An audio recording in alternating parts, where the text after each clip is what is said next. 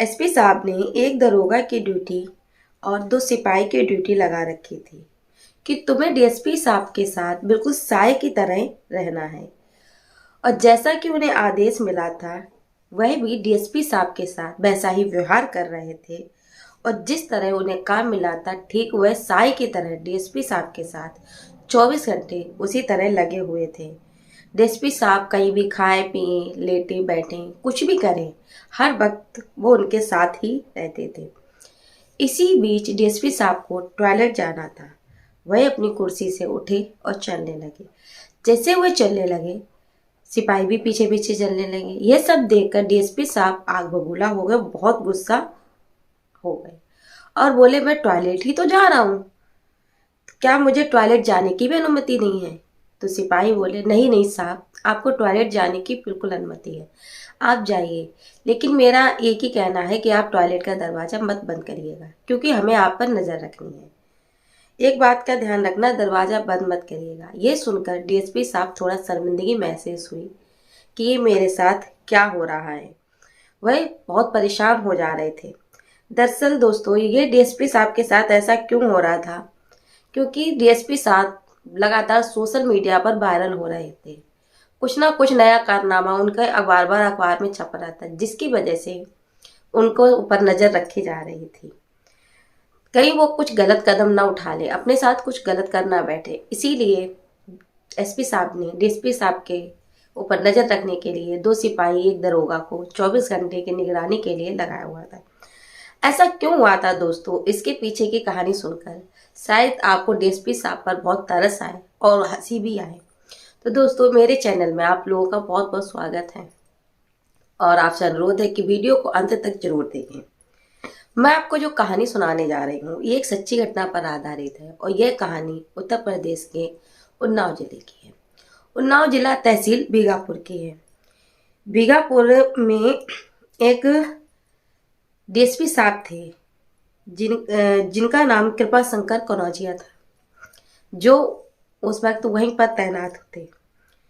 वो अपने एसपी साहब के पास जाते हैं। एसपी साहब का नाम आनंद कुलकर्णी था और जाकर कहते हैं कि साहब मुझे छुट्टी चाहिए।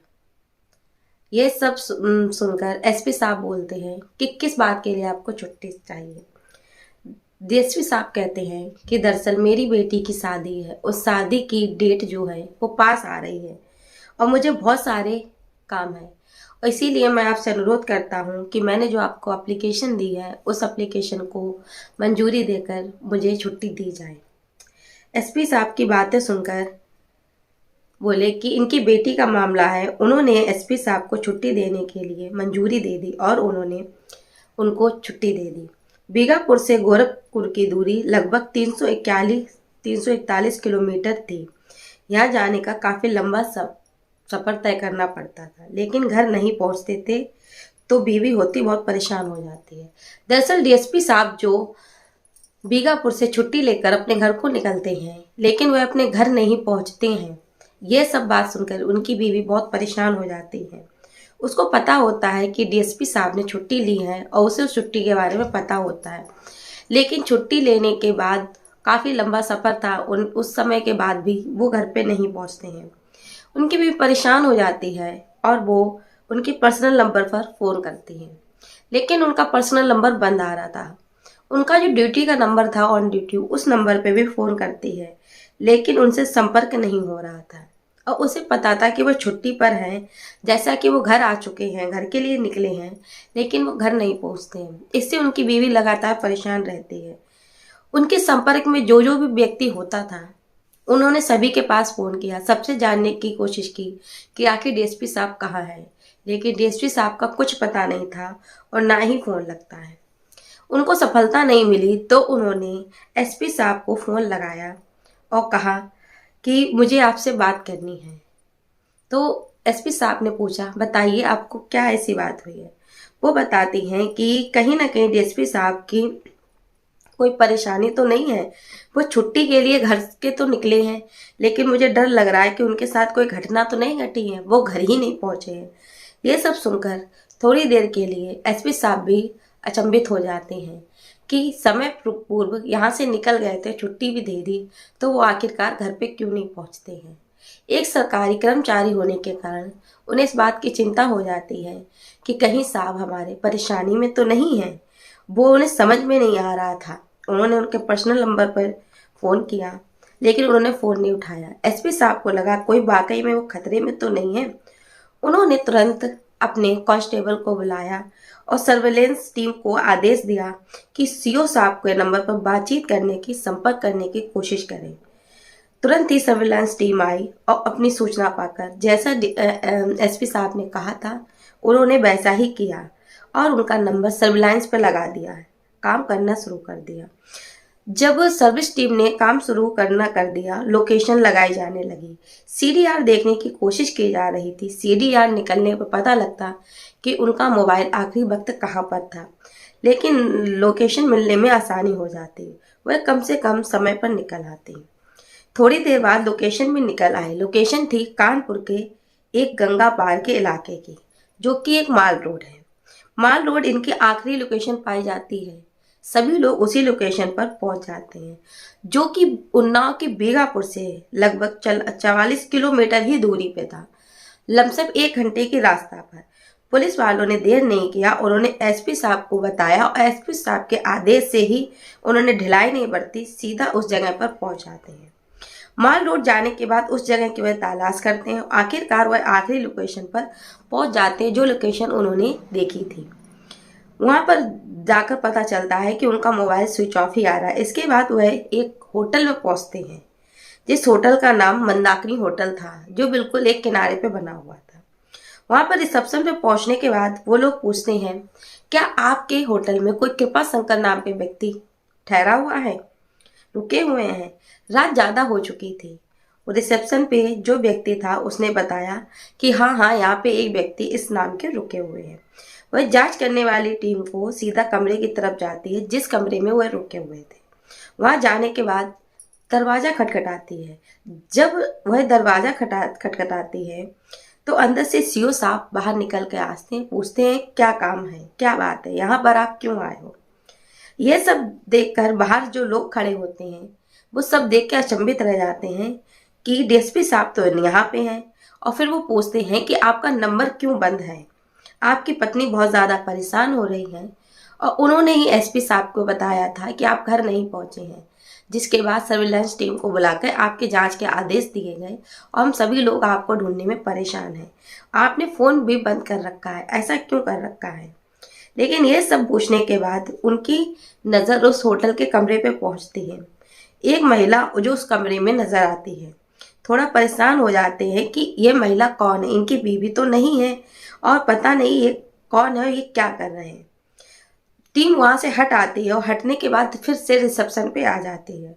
रिसेप्शन पे आने के बाद वह जांच पड़ताल करती है और उसके बाद सीसीटीवी कैमरा को देखा जाता है, रजिस्टर भी देखा जाता है कि रजिस्टर में किसका नाम सामने आता है। उस समय टीम की थोड़े आंखें खुलती है, सोचने पर मजबूत हो जाते हैं कि सब बात सही है, लेकिन दरअसल जो बीघापुर में एक महिला तैनात थी थाना में, वह महिला भी बहुत अच्छी खासी खूबसूरत थी, जो डीएसपी साहब के साथ उस होटल में आई हुई थी, जो कि सीसीटीवी कैमरे में कैद हो चुकी थी। 6 जुलाई 2021 की घटना है। उतनी ही फुटेज में सीसीटीवी कैमरे से निकलवाने के बाद मोबाइल अपलोड करते हैं। मोबाइल पर अपलोड होने के बाद एसपी साहब को जानकारी देते हैं कि ये एसपी साहब बड़े परेशान हो जाते हैं कि एक व्यक्ति उनसे जो छुट्टी ले गया, उनका अधिकारी, अपनी बेटी की शादी के लिए, लेकिन वो घर ना पहुंचकर होटल में रंगरलियां मना रहा था। और सबसे ज़्यादा परेशान हैरान करने वाली ये बात थी कि वो कोई और नहीं, उनके ही थाने की महिला कांस्टेबल थी, जिसके साथ वो ये सब कर रहा था। होटल के अंदर जब पता किया जाता है, यहाँ कब आए, अगले यानी कि 7 तारीख जुलाई को 2021 को वो यहाँ से निकले थे।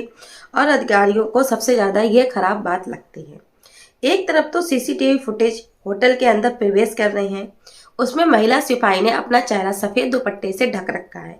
दूसरी तरफ जो डीएसपी साहब थे, उन्होंने अपने चेहरे पर मास्क लगा रखा था।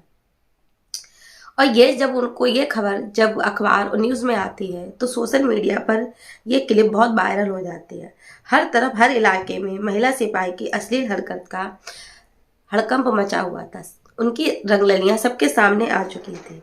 ये सब बातें धीरे धीरे रुकने का नाम ही नहीं ले रही थी। बहुत तेजी से सोशल मीडिया, अखबार सब जगह वायरल हो गई थी। धीरे धीरे यह मामला उत्तर प्रदेश की राजधानी लखनऊ तक पहुंच गया। लखनऊ तक पहुंचते पहुंचते डीजीपी कार्यालय तक पहुंच जाता है। अब वही आदेश होते हैं कि उनके खिलाफ मामला होता है कि इनकी जांच पड़ताल की जाए। आखिर डीएसपी साहब ने ऐसा क्यों किया, क्या बात रही। एसपी साहब जो होते हैं शशि शेखर सिंह, उन्हें मामले की जांच की सत्यता पाई जाती है कि वो वहां पर थे। सत्यता पाए जाने के कारण डीजीपी संतू कहते हैं गृह विभाग और उनको निलंबित कर देता है। अब महिला सिपाही बस अगले दिन यानी कि बात होती है और अगले दिन मंगलवार को वह भी ऑफिस पहुंचती है। ऑफिस पहुंचने के बाद उन्हें लगता है कि शायद मामला बहुत ज्यादा वायरल हो रहा है। तभी वह गुरुवार को एसओ के साथ जाती है और कहती है, साहब मुझे 3 दिन की छुट्टी दे दीजिए, मुझे अपने घर जाना चाहती हूँ क्योंकि मेरी अब बहुत बदनामी हो चुकी है, अब मैं इससे ज्यादा बर्दाश्त नहीं कर सकती हूँ। उधर डीएसपी साहब भी होते हैं, लगातार बदनामी हो रही होती है। वह भी बहुत परेशान होते हैं, उन्हें समझ में नहीं आ रहा होता है कि उन्होंने क्या किया और ये क्या हो गया। ऐसी स्थिति में एसपी साहब को लगता है कि कहीं डीएसपी साहब कोई गलत कदम ना उठा बैठे, कहीं वो अपने आप को कोई हानि ना पहुंचाए। इसीलिए एसपी साहब डीएसपी साहब की सुरक्षा के लिए 2 सिपाही और 1 दरोगा को मुस्तैद कर देते हैं कि वो जहां जहां जाए, कुछ भी करें, कहीं भी जाए, खाए पिए उठे बैठे, आपको 24 घंटे उनके साथ रहना है और उनकी निगरानी में कोई चूक ना हो जाए। हमारे सकते डीएसपी साहब कहीं निकल ना जाए। डीएसपी साहब भी जहाँ चाहे कुछ भी खाए, कुछ भी करें, उनके साथ आपको वहीं पर रहना है।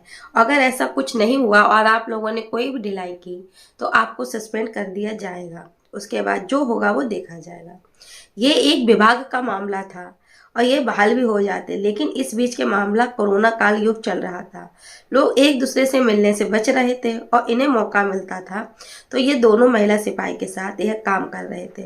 पुलिस सूत्रों के अखबार के में यह खबर छपी थी। सूत्रों का यह दावा है कि बिहार की एक महिला दरोगा भी शायद डीएसपी साहब से अपनी अश्लील बातें करते थे। उनसे कुछ ना कुछ इनके खिलाफ मामला हो चुका था। हालांकि मामला यह था कि एक अखबार ने ऐसा लिखा था जो उन दिनों डीएसपी साहब को खबर पूरी तरह उत्तर प्रदेश में तहलका मचा रही थी। लोग सोचने पे मजबूर हो गए थे, आखिरकार एक महिला कांस्टेबल के साथ उनके विभाग से जुड़ी हुई थी, उनके साथ वो ऐसा कैसे कर सकते हैं। इसीलिए दरअसल दोस्तों डीएसपी साहब को 1 दरोगा और 2 सिपाही की तैनाती मंजूर कराई गई थी। तो दोस्तों ये घटना मैं आपको इसलिए सुनाना चाहती थी और मेरे सुनाने का मतलब ये किसी का दिल दुखाना नहीं, ना ही किसी का मजाक उड़ाना है। बस आपको ये बताना चाहती हूँ कि हम जो भी काम करते हैं हमें अपनी काम को ईमानदारी और सच्चाई के साथ करना चाहिए। आपको जागरूक करना चाहते हैं, आपको सचेत करना चाहते हैं कि हमें अपनी लाइफ में अपनी ड्यूटी पे कभी ऐसा काम नहीं करना चाहिए जिसके लिए सभी लोगों के बीच हमें हंसी का पात्र बनना पड़े या हमारी सभी लोगों के बीच शर्मिंदगी महसूस हो। तो दोस्तों मेरी कहानी आपको कैसी लगी कमेंट में ज़रूर बताइएगा। कहानी पसंद आए तो चैनल को सब्सक्राइब करना बिल्कुल मत भूलिएगा। मेरे वीडियो को देखने के लिए आप सभी लोगों का बहुत बहुत धन्यवाद। राधे राधे।